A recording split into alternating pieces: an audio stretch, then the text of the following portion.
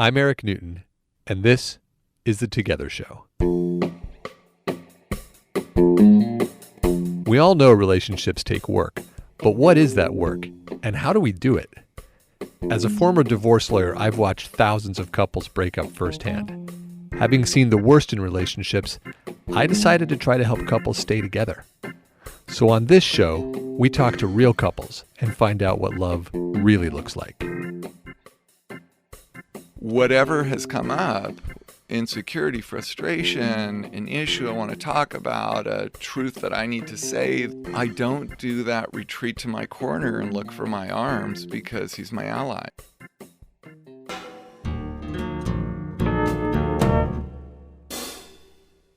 Hello and welcome to episode 4. Thanks for joining. Now here's some backstory. I've known Joshua since the 8th grade when I was a dork and he was one of the cool kids a year older than me. We rode the same bus and frankly, I was just happy he ever talked to me. Now Joshua was always known as the wise kid at our school. He had perspective and he kept the rest of us in our right minds. And I'm happy to say nothing has changed in all these years. It's no surprise that Josh found Stuart. The two of them, as you'll hear, are an exceptionally open and thoughtful pair. What makes this episode special is the vulnerability that these two share, letting us into their personal lives. These are both private men, and this is really a rare glimpse. Now, these guys expose a lot in this episode in the interest of transparency. As they told me later, though, that's the whole point. So with that, let's go to Joshua and Stuart. All right, guys, since everybody else who's listening doesn't know anything about you, why don't you give us the really brief explanation about how you met and how you came together?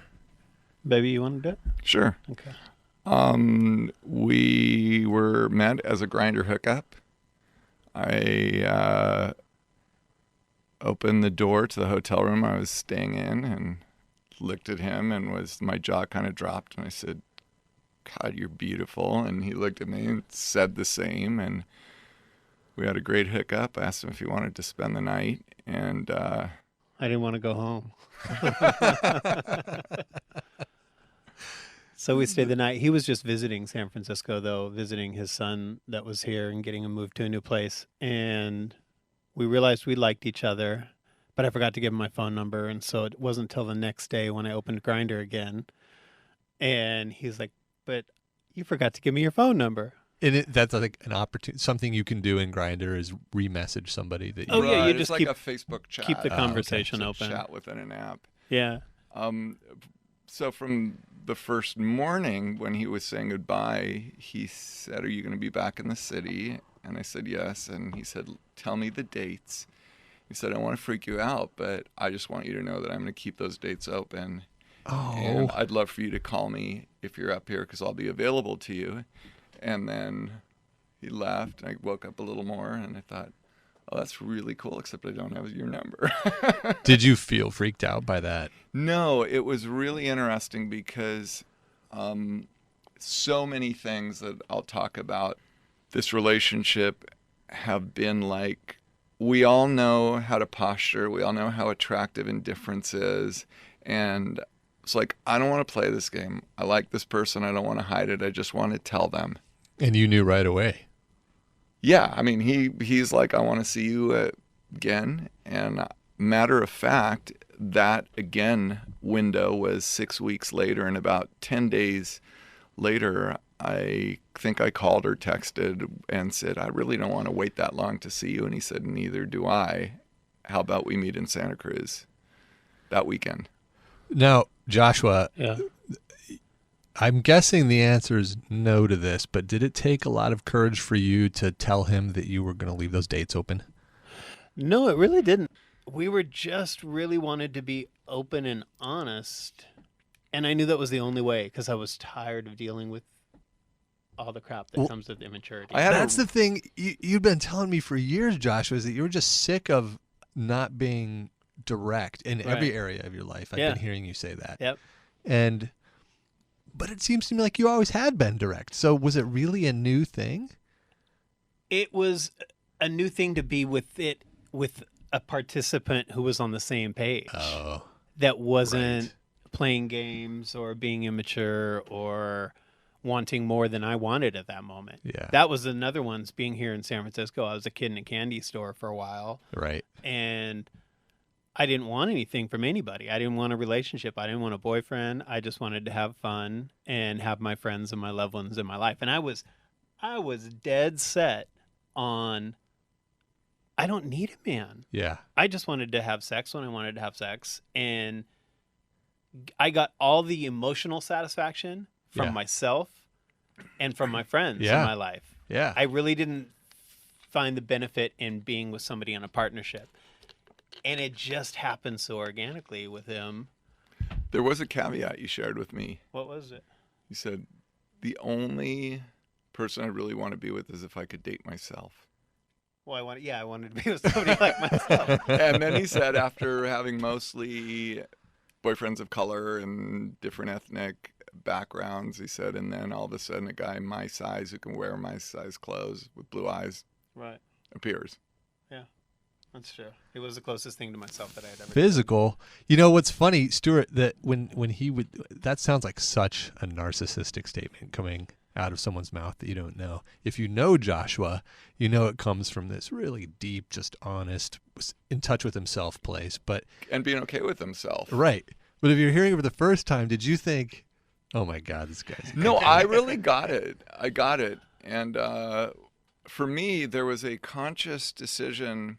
I want to say the first night, there was just like the beginning of a recognition of the armor that I had needed to survive and to navigate other relationships was not going to be needed here. Yeah, there was no armor needed at all. There was just like it was a very subtle recognition, but those were kind of the words that were my inner dialogue. I'm just now having an aha when he said the armor, Say it. because I realized there's been a conscious effort from second one to not let any armor build up at all. And anytime any pushback is felt, I think we don't like that feeling, and we go to it and clear it out of the way so that armor can stay down the entire time. But when I hear you say that, I get so excited. I get so, like the idea of having that level of trust, because it takes trust to take down your armor. Yeah. And intimacy with another person feels so good. And then immediately I think, okay, but that's just baloney. Where's the catch? Or they're not, or like saying they don't have armor is in fact their new armor or something. Well, I think that I'm not saying that I don't have armor. I think that I'm saying that there was a recognition that the heavily armored vehicle, like the part that I was aware that was removable, Yeah. could safely be removed now. And that it's been our relationship has been a peeling of the onion and discovering who I am and where are those areas that need healing, and the unique quality to this relationship, which is unlike any relationship I've had except a relationship with a therapist or certain friendships. Right. But unique to an intimate relationship is that my reality has been through every moment that this is my ally. So whatever has come up, insecurity, frustration, an issue I want to talk about, a truth that I need to say that maybe is not what he needs to hear, I don't do that retreat to my corner and look for my arms because he's my ally. Do you do it even for a second and then catch yourself, or do you just not even do it? I think what happens is instead of doing it, I tell Joshua what's coming up. I'm like, I want to bail, and I don't want to be wanting to bail, and this is what's going on with me. Yeah.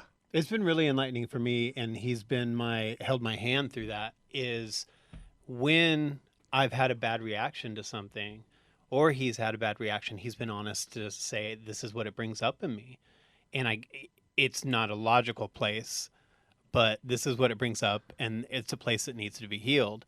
And when I've had a reaction, I've dug deep and realized, wow, this really has nothing to do with my relationship with you. Does it This ever? has to do with my 15-year relationship 10 years back. Which didn't have anything to do with that relationship No, either. but it was a Really. place that needed to be healed. Yeah. And because we've been so adamant about keeping that armor down, we create a space that we can heal. Yeah. We heal from all those past things together, and we help each other through it.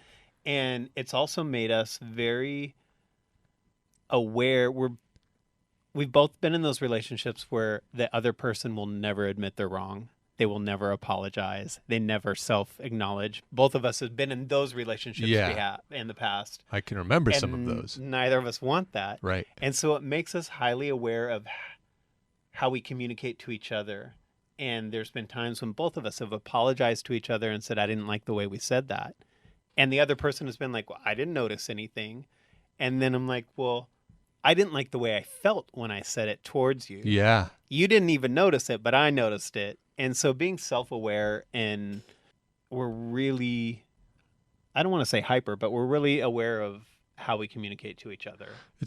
You guys have a lot of space for what other people might refer to as processing, it sounds like. Yeah. Is it process-y, or does it roll off? How does it feel in the course of the relationship? That's a really good question, Eric. And I feel like this is the first relationship which everything that I read in all those self-help books and everything I learned in therapy that I believed was possible, and the tools that I acquired that I tried to apply that never got me anywhere, Right. are working. And that there's just a level of compatibility and love and friendship and admiration where the perfect storm for the work to bear fruit. Is it Joshua or is it you? I think that, everything that didn't work got me to this place. Yeah. To where I can appreciate who Joshua is, and I can give my 100% and get something for it. So I think it's, it's me, it's Joshua, and I have felt really that this has been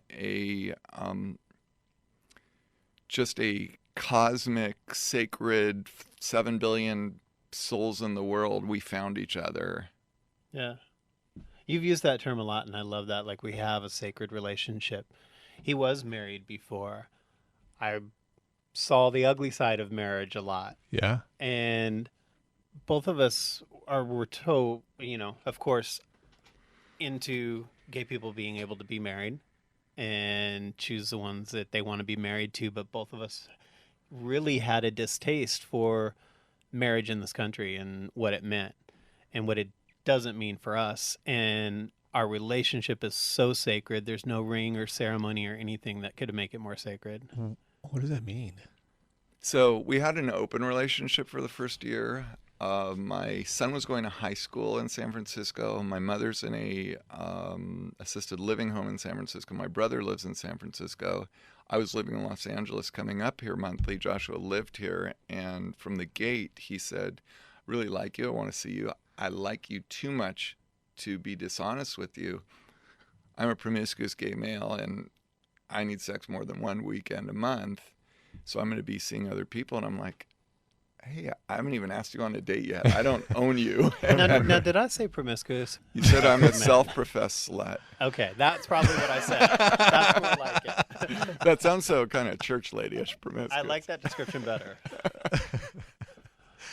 But he was clear about that, and so you knew that from the get-go. So what's interesting is it allowed me to somehow at the same time, from the gate, he was transmitting a level of commitment, and not in the sense that I think most of us think of that word, but there was this intent to stay connected. Right. And I think one thing that I have said for Joshua and for me to hear from the gate is, we are the keepers of the flame. if this remains hot, it's based on us and how we do it. And that open stage allowed me to say, well, what's my worst fear? My worst fear is that he's going to be with somebody that he wants to be with more than me. And then I was sort of logically able to take that to the next step and say, well, if he wants to be with somebody more than me, that's who he should be with. So I have nothing to worry about. So he's sharing his body, but his heart is free to be where it is. And I do believe that we have the right to reject each other. We don't own each other. Well, that was my next question. What happens if the flame flickers a bit or dies down a touch and the passion's not there, but you still feel this great sacred connection? Then what? So I think, I'll answer for myself. I think that, having been in a 12-year relationship that started very passionately and became completely lacking in passion, my lesson awareness challenge is that as the keeper of the flame, I feel that it's my job to continually seduce him, to continually date him, and to not take him for granted, and to know that he has a choice to be with me and a choice not to be with me. So I don't want to say my best behavior, but it sort of guides me to, like, what can I do to keep this as fresh as possible? And I've had some health issues, and I'm 11 years older. He is turning 42 next month. And I've had moments of projection of going, wow, he's so hot and he's younger than me and he's just going to get hotter and I'm going to get older. And what happens when what happens if he needs to take care of me for health reasons, and he's all hot to trot. And I think that, we have enough communication that we will talk about things, but I've also experienced Josh's level of commitment that when I've needed taking care of to the doctor's office or having a bad back, there's a lot more going on than just, who has sex today. You're just tuning in. You're listening to The Together Show, the podcast about relationships. My guests today are Stuart and my very old and close friend, Joshua. So glad to have you guys here today. We were just talking about what happens when major transitions occur in relationships and whether the flame can stay alive. And I wanted to turn to you, Joshua, and ask specifically about this because it's so poignant for so many couples. Right. And Stuart's pointing to a specific thing that happens all the time. Let's say hypothetically he does experience a traumatic health issue which requires him to have your care. Right. And so there isn't a chance for sex, perhaps indefinitely or for some long period of time, but you still love him. Right.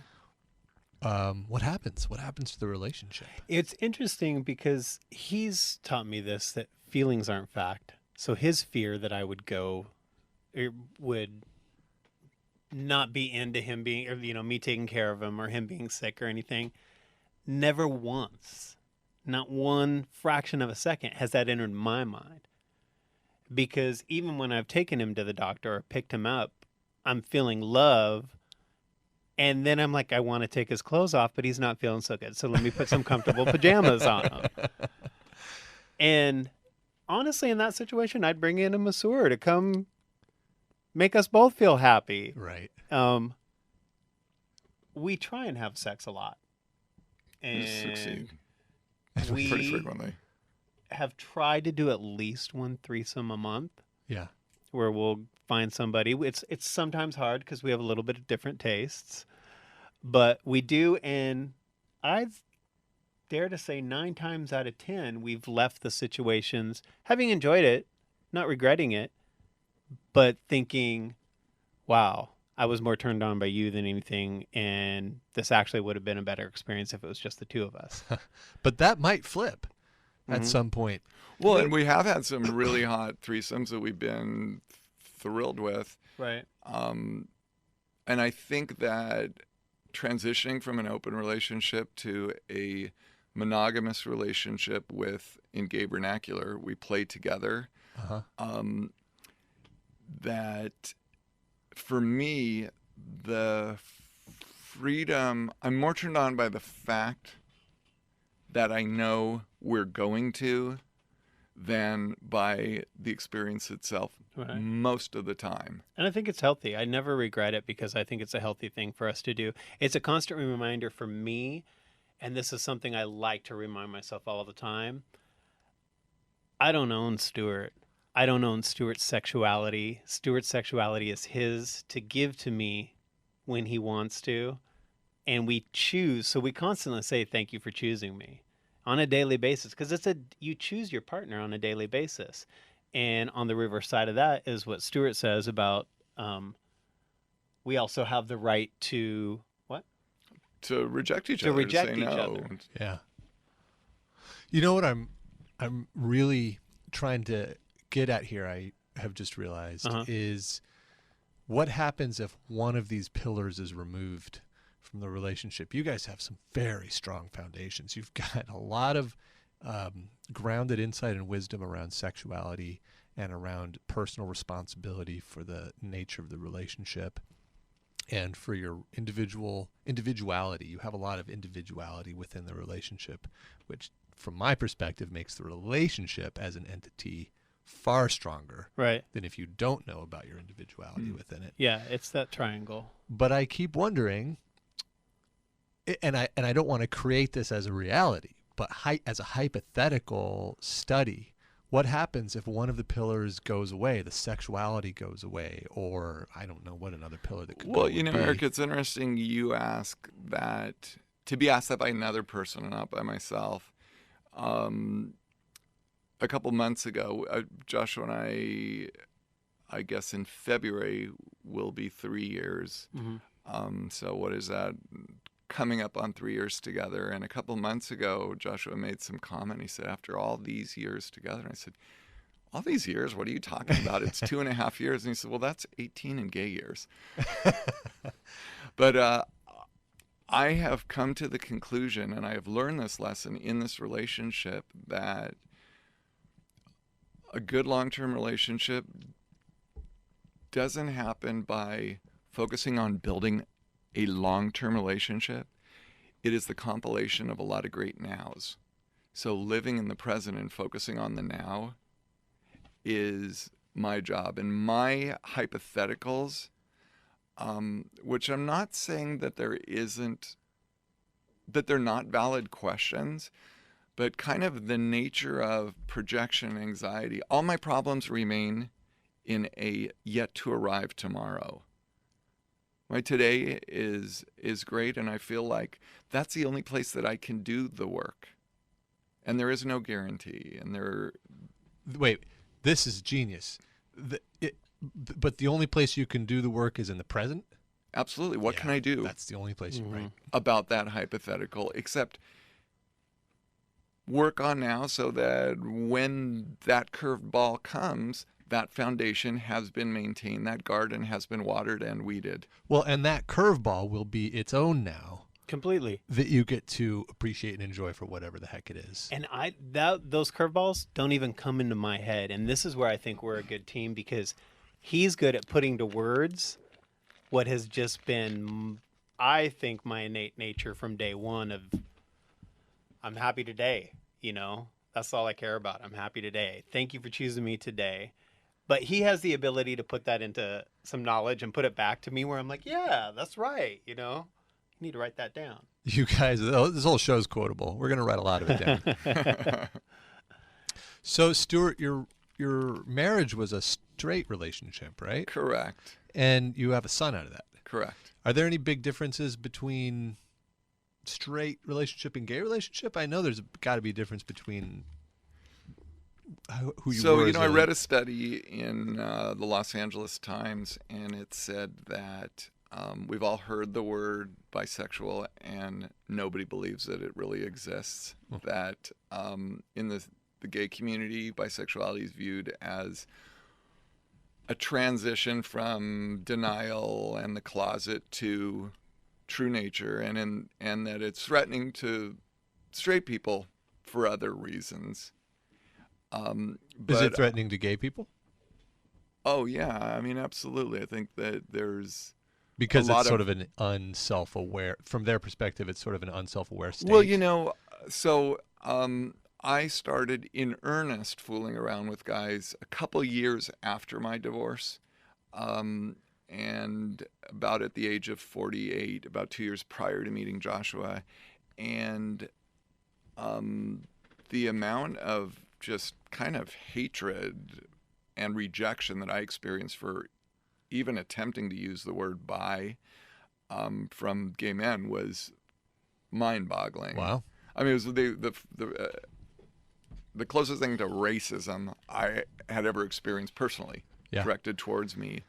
But, out of those available 3 categories, being a unique individual in a world of 7 billion, the one that I think would closest describe me is bisexual, in the sense that I am capable, I've fallen in love with men and women, and I am capable of loving and sexually enjoying a relationship with either gender. He's the closest thing to right down the middle bisexual I've ever met. Wow. Because I think we're all somewhere in that spectrum in between those 3 words, the majority. And there's a few who are right on the ends and right in the middle. And he's the closest thing to And in you the may middle get that I've some met. callers or respondents that are like, that guy's so in the closet and full of shit and in denial.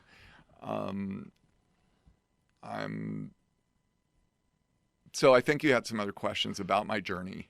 Yeah, well, I was curious about that, so I'm glad you articulated it. And actually, before we move on, Josh, did you ever have any of those concerns about his saying that he was bisexual? Like a knee-jerk, no, that's not true? I've never had any type of agenda for Stuart or any. I never had an issue, because that's something that I've always very much disliked from the gay community is you don't want to be put in a box. Don't try and put other people in a Right, box. that's the irony of it, right? Just let people be themselves and Yeah. love them for it. So I've never had any issue around that at all. Well, and it was very intense, and Josh and I, though we lived far apart, we felt a lot for each other pretty fast, and that was just a continuum that grew in intensity. And our third date was going to meet his family. As a guy who was figuring his sexuality out and exploring and feeling what I now can say was the beginning of falling in love, but feeling something for another male beyond lust. If a different gay male had said, you've met my family, now when am I going to meet yours? I would have ran so far, so fast. But he never had an agenda for me. And that lack of agenda allowed me to come to a place of going, the person in the world that I love the most, my son, who was going to high school here, and the person who I'm falling in love with are in 2 different worlds, and I'm not okay with that. And it was like, I think, a several-month process of going, I want to get to a place where I can introduce you to my son. And he never, he was like, that'd be cool. And Josh, you didn't have any agenda on timing for this at all? Not at all. And that's it. I hate that when people tell people you need to come out. You need to let people have their experience. Yeah. So when did you tell your son? So I told my son the day after his 18th birthday. I had put a lot of thought into it. I spoke to his high school counselor, and I said, I need to tell him, but I don't want this to be a burden for him. So I put some thought into the timing of it. We were together alone in South America, and I said, Cody, there's something I need to tell you. I'm dating a guy. And he said, wow, Dad, is there anything else you want to tell me? Because you continue to be like a box of surprises for me. And I said, no, for today, this is enough. More shall be revealed, and there are more. And he said, well, I'm really happy for you. And I was kind of not expecting, I said, do you have any questions for me? And he said, yeah, does this mean your taste in fashion is about to improve? That's great. That's a good way. And to use it. because we had only slept he had slept like 2 hours the night before, he asked me if we had been in Chile celebrating his 18th birthday with his mom and his 12 cousins and aunts and uncles. He asked me if he could go out clubbing with his friends who he hadn't seen in over a year in Uruguay. And normally I would have said, hey, you're going to get sick if you don't sleep. You can't party 2 nights in a row. But I thought, this cool exterior might be masking inner turmoil, and he may need to go get drunk and get a little crazy or talk to his friends. So I said, yes, go out. And the next day we had lunch, and I asked him, I said, I'm really tripping on the fact that you're not tripping. And he said, Dad, this is my authentic reaction. It's your life, and I'm happy for you. And when can I meet him? And that's continued to this day. To this day, they're super tight and love each other. Yeah, he's a good kid. He'd come over here in San Francisco and hang out with me, and he's a genuinely good kid. And Joshua actually called me and said, are you going to be in town such and such weekend? And I said no. And he said, do you mind if I ask Cody to accompany me to this gay to the Gay Bar Association's gala? Oh yeah. And I said, if he wants to go, sure thing. So he came with me, and curiously he said, Dad was like totally prepared to be hit on by guys and to be really gracious and say, I'm here with my dad's partner. Wow, what a great resolution though to that whole story. And that's evolved along the way as he's chosen who he wanted to share this with. Yeah. And I've never pressured him into telling anybody. The one thing I did tell him all along the way is don't underestimate the people you choose in your life to be your friends and loved ones. Because I even did that growing up. Before, when I decided to tell people I was into men, you underestimate the people that you love. Yeah. And they're so much more evolved than we give them credit for. Yeah. The 2 years prior to meeting Joshua, I was having sex with men and women, and I just sort of felt like there was they're called private lives and private parts for a reason, and I just sort of felt like it was nobody's business. When I was in a relationship, it was like, oh, I'm really happy with this person, and I want to share this with somebody. And again, I don't want to ruffle anybody's feathers, and I know that I had the pleasure of meeting Greg Louganis recently and watching his The Olympic diver. Yeah. And I realized that, how painless it's been for me is because of the willingness of those gay men before me. Right. Who endured tremendous loss and pain and rejection. I don't want to minimize that in any way. I've chosen basically one by one to tell those closest to me, hey, I'm in a same-sex relationship, and I've been blown away by the love and acceptance. And Joshua had always told me, I'd like one by one tell him, like, wow, I went out with this friend, I told them about you, and this is what they said. And he always said, Stuart, a person of your caliber is not going to have friends of a lesser caliber. Right.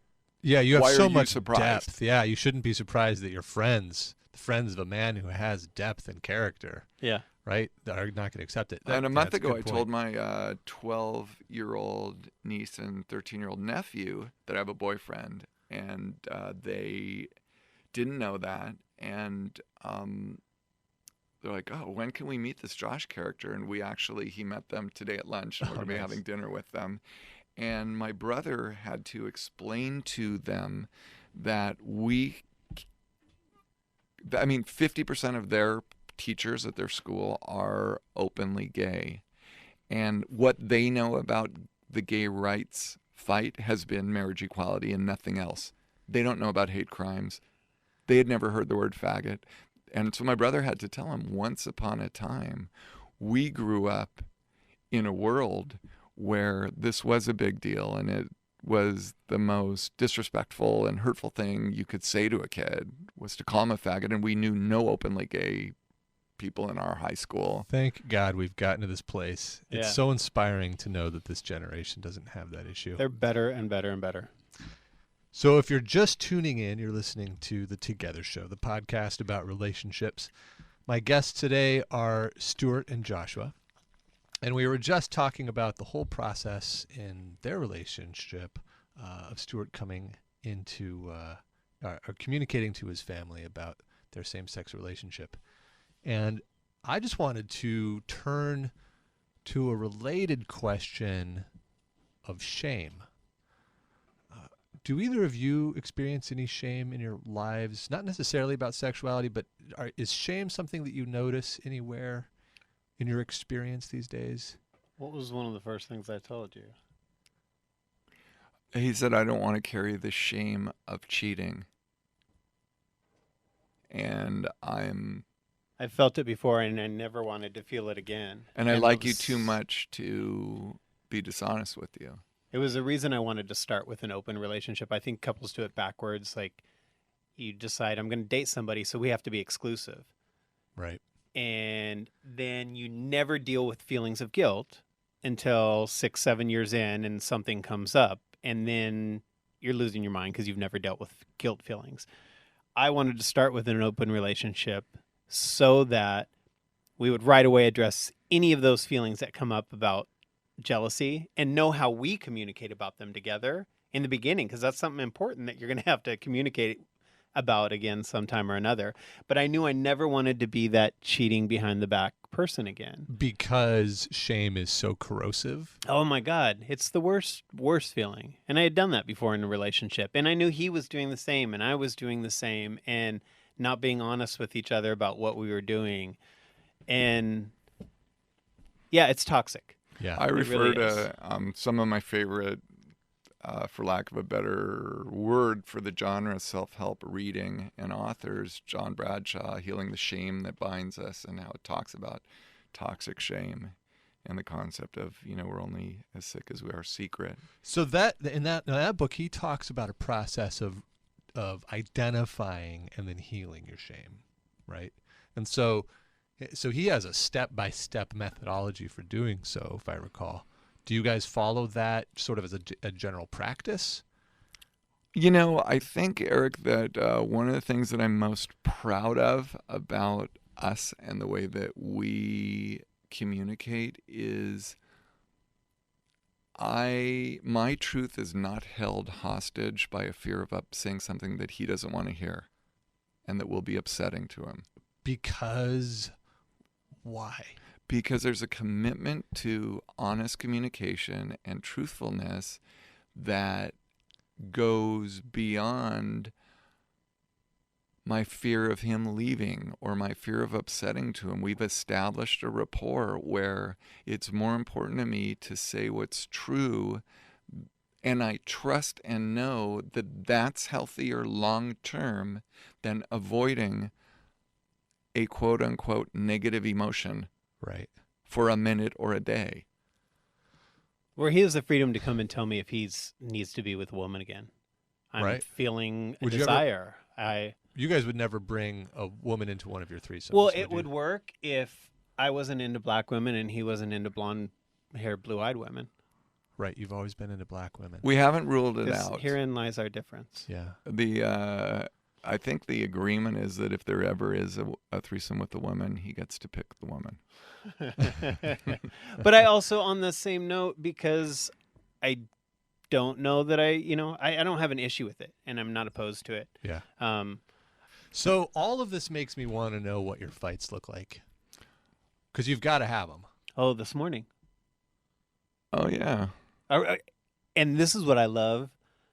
Even in our most heated exchanges, I know we can both look at them and be like, that was nothing like what I've experienced in past relationships. But do you still, when you're in a fight, get that, you know, how the adrenaline starts pumping and you kind of like your vision narrows a little bit and you say things you don't want to say? I am more attached to making the relationship work than to being right, and I'm not that.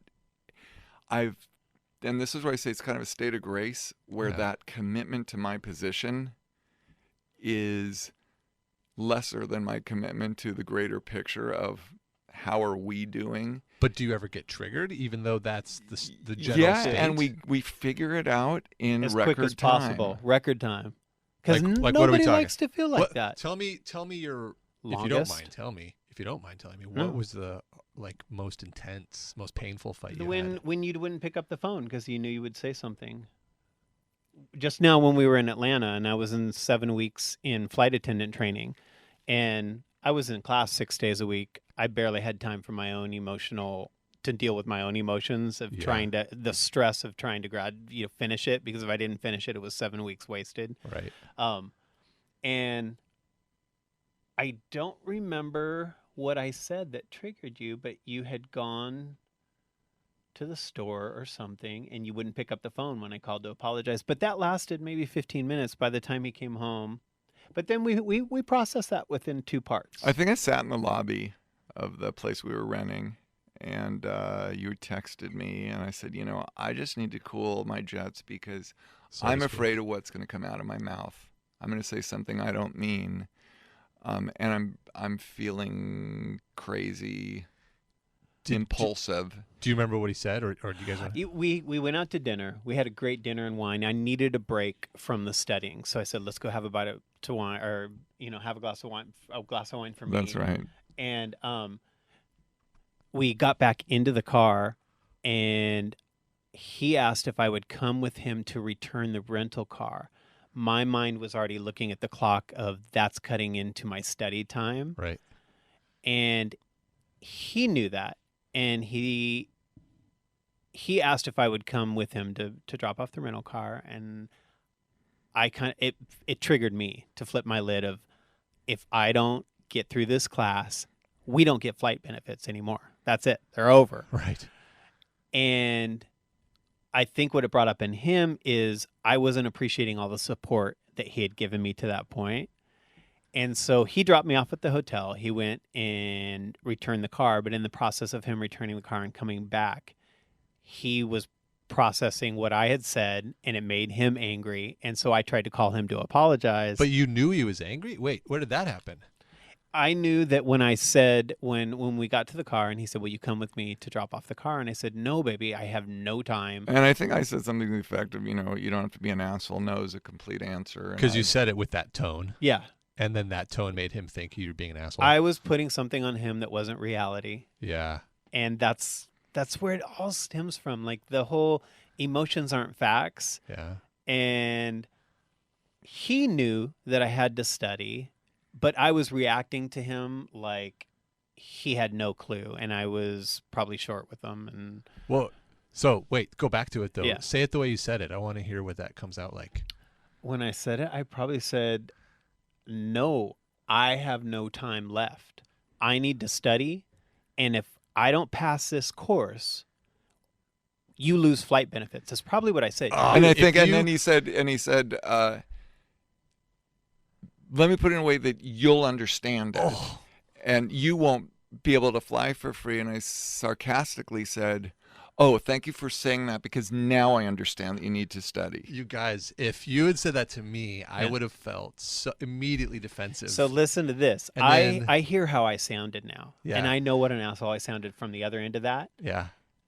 My stress was honestly that if I don't finish this, all this effort that he has put in, time and money into us being in Atlanta for 7 weeks, I will have failed that.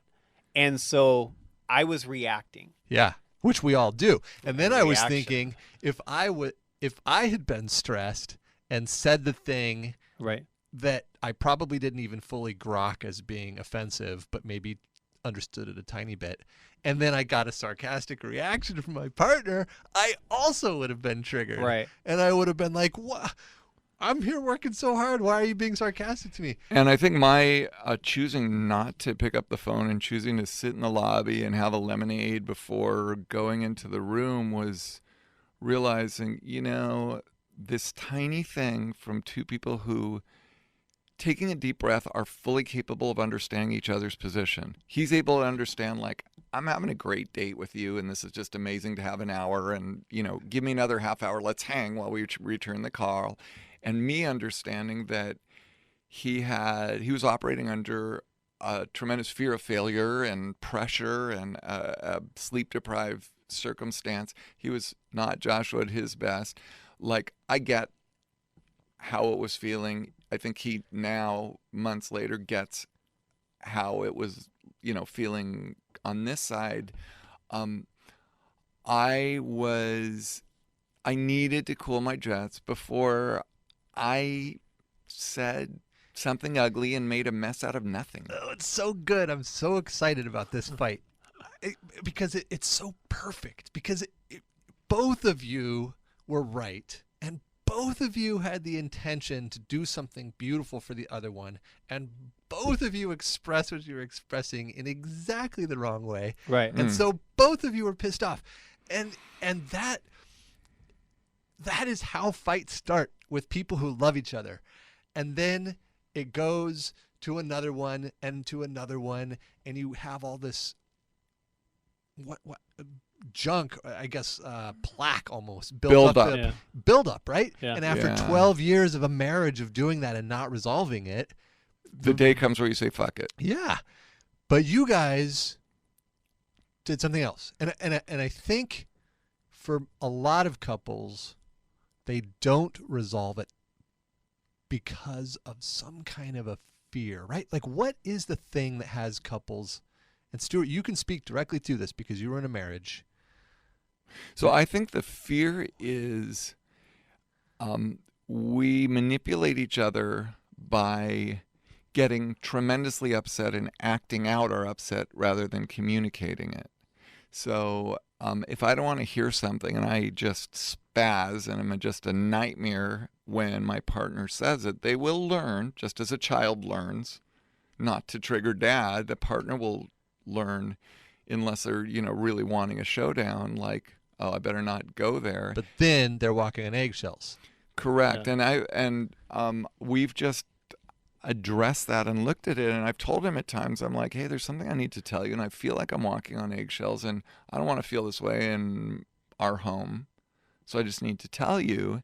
And I think we have made the difficult and conscious decision to not withhold truth. And even some of the things that I've shared with Joshua when he has said, baby, you don't really have good timing. You could have told me at a better time. I just say, you know what? If I start worrying about when's the right time and when's the wrong time and how do I have to word this and how do I have to filter it, I'm going to be back in the worst stage of my marriage. Part of why I'm here is that I get to be me, and I want you to get to be you. And it's not perfectly timed all the time. It's not pretty all the time, but it's authentic. Yeah. Okay, so here we are in a fight. We're in the scenario where both parties know on some level that they've said something they probably shouldn't have said, but you're both probably feeling a little bit justified in having said it. Like, well, I shouldn't have said it that way, but he should forgive me because I'm under stress or I was reacting. And you two took the very proactive step to stop, go to your separate corners, calm down, and then come back together and process it so that it didn't have plaque buildup. Right. A lot of couples don't take that step. And instead, one alternative that you just pointed out, Stuart, which is really insightful, is an alternative to processing is you just have a very negative, strong reaction to a particular behavior, which causes your partner to eventually learn not to do that thing.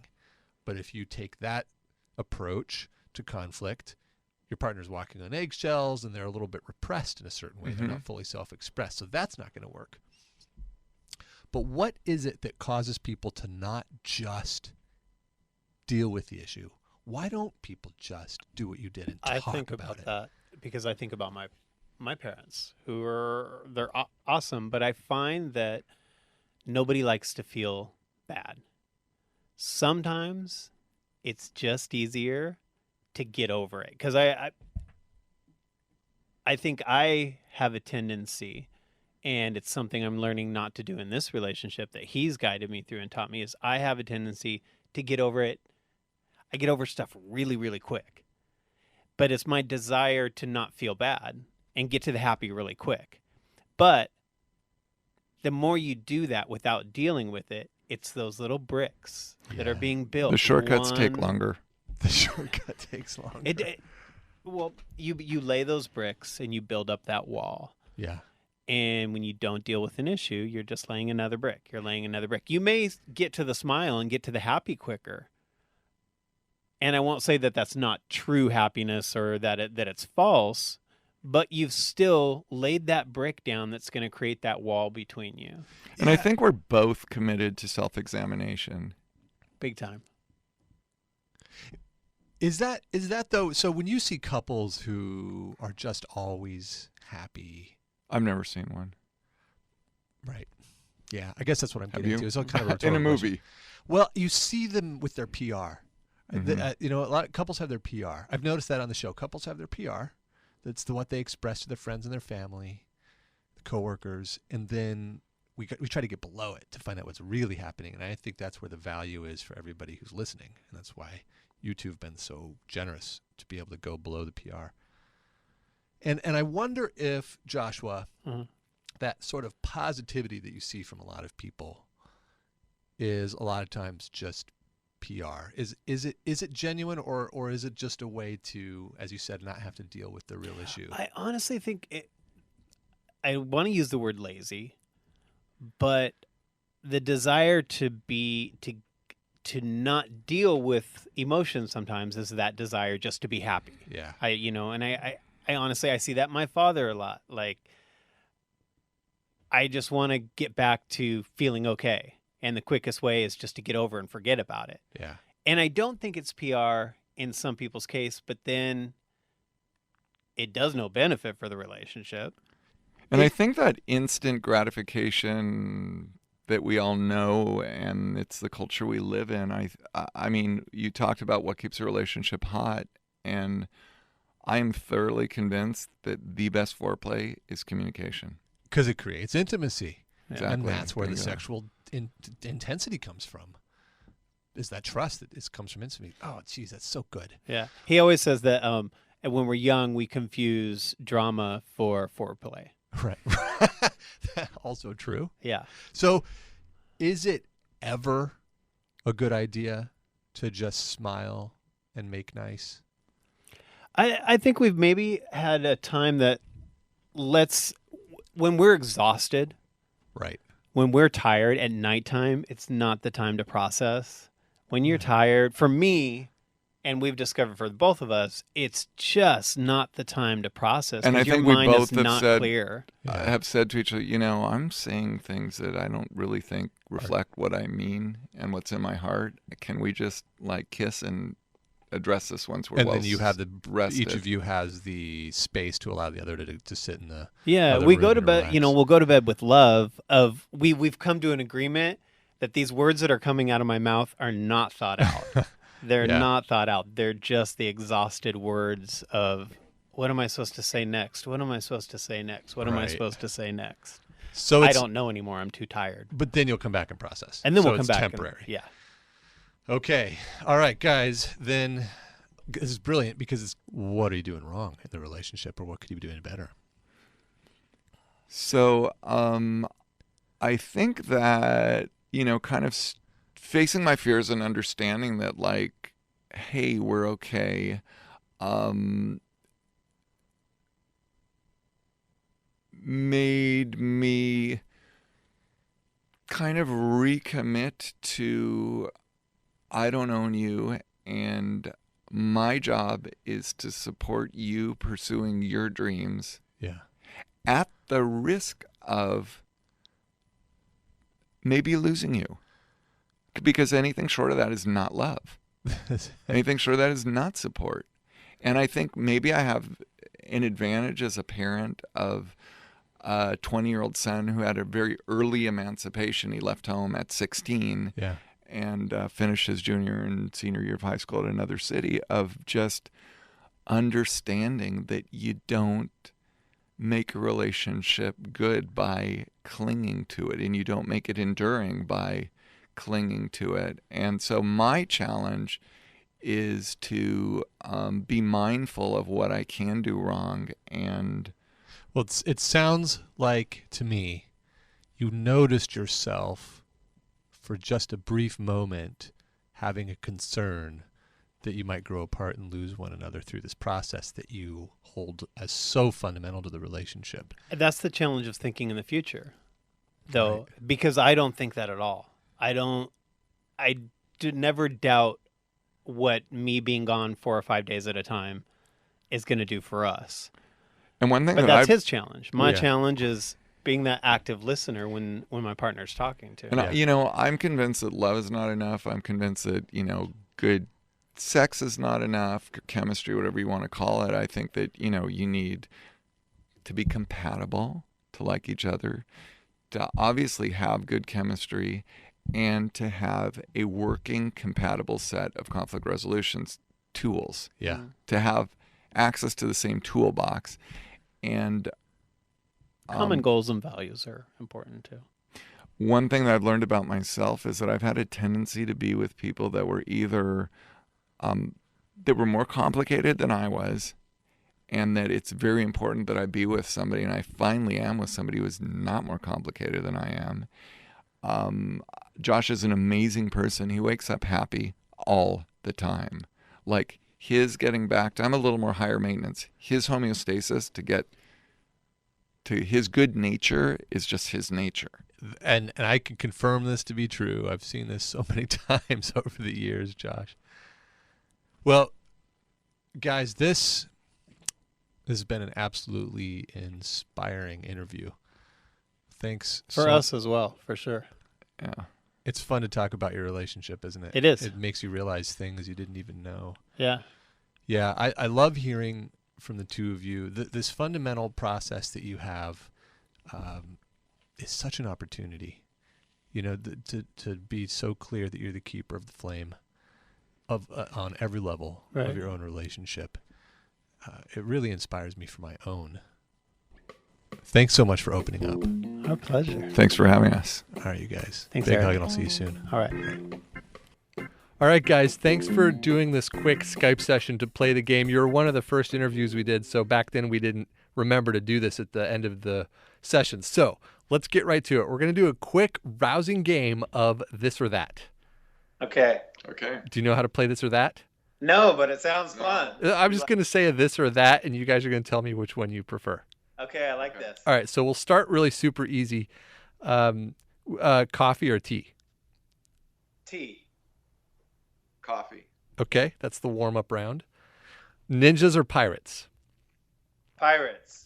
Pirates. As in butt. I kind of thought that's where you were going to go when you said that. He has no idea. He has no idea what reference I just made. But, okay. You can explain that to him later. I will. All right. Would you rather be able to fly or breathe underwater? Fly. Fly. No, you guys live right by the ocean.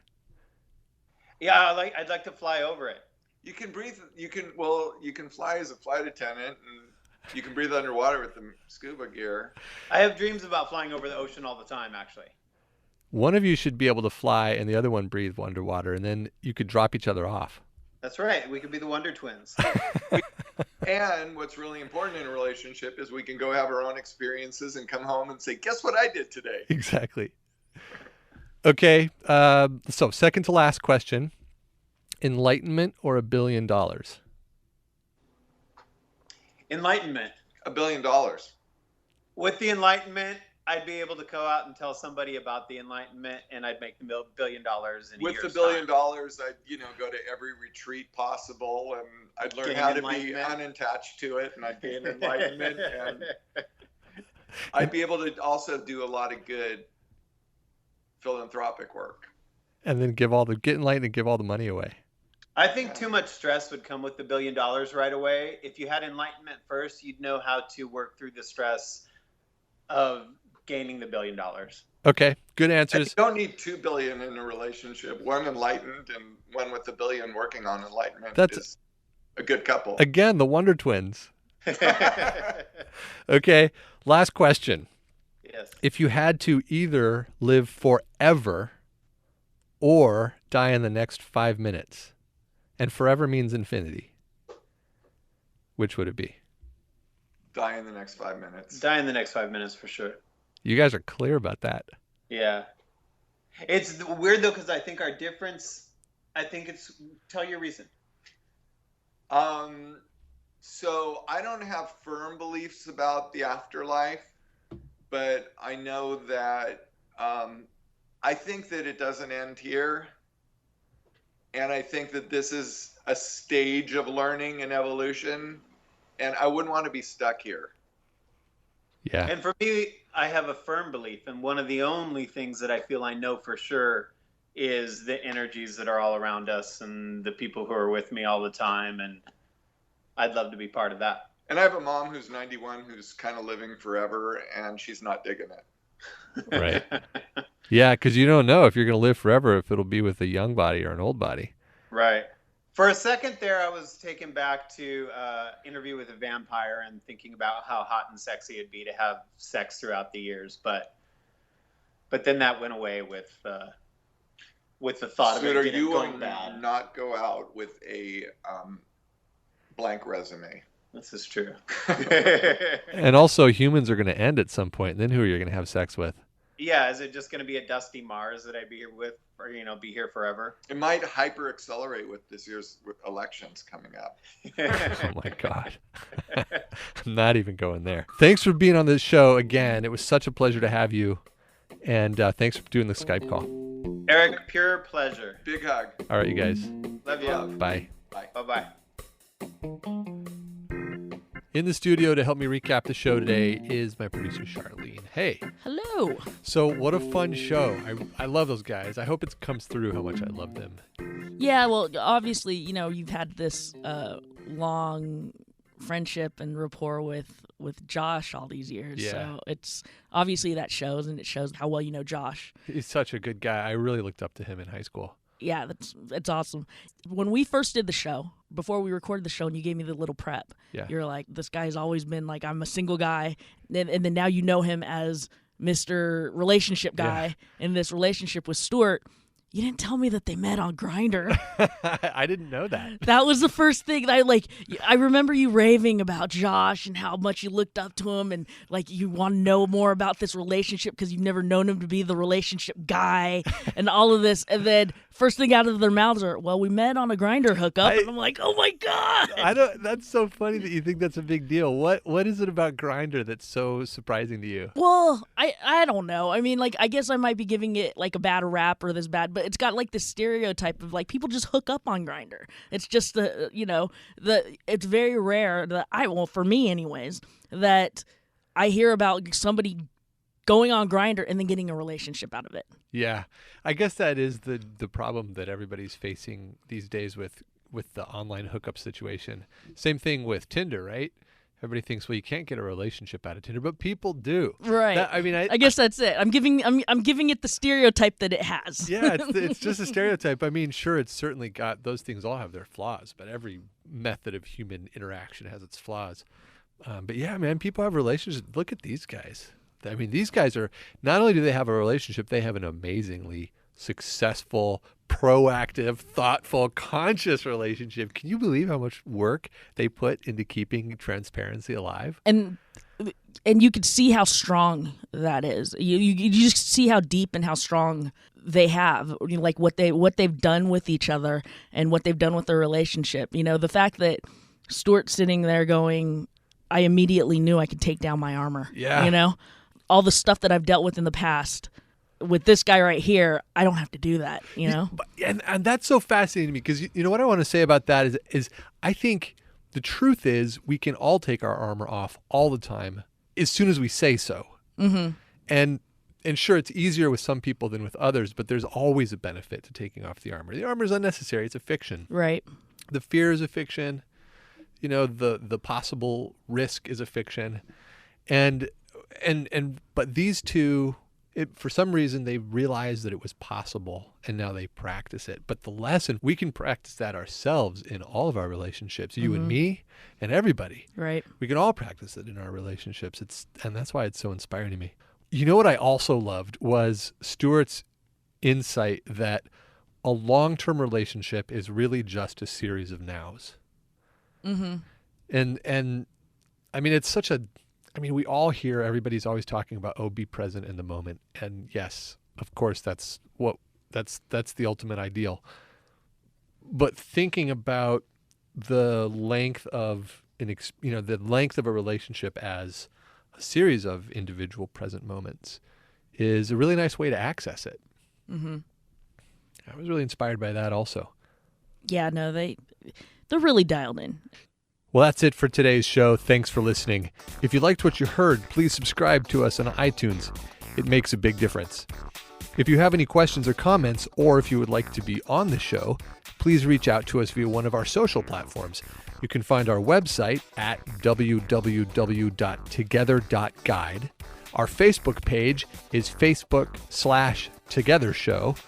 Twitter and Instagram are both together_show, or you can email me at host@together.guide. Our producer is Charlene Goto. Our web designer is Courtney Munna. Our art director, and my one and only, is Aubrey Pick. She's the whole reason, folks. The song As I Figure was provided by Ben Sound of bensound.com. The song Who Likes to Party was provided by Kevin MacLeod of incompetech.com. Special thanks once again to our guests, Joshua and Stuart. I'm coming down to Sunnytown, you guys. You can't stop me. Get a bed ready. That's it for today. Be sure to tune in tomorrow, folks, in which you will hear... The minute that we did have that kiss, I knew instantly in that moment that we were going to get married. All of those feelings, that chemistry from 8th grade, whatever that was that we had back then, all that flooded back. And like the way he smelled and everything, I was like, oh shit, we're going to get married. See you next time.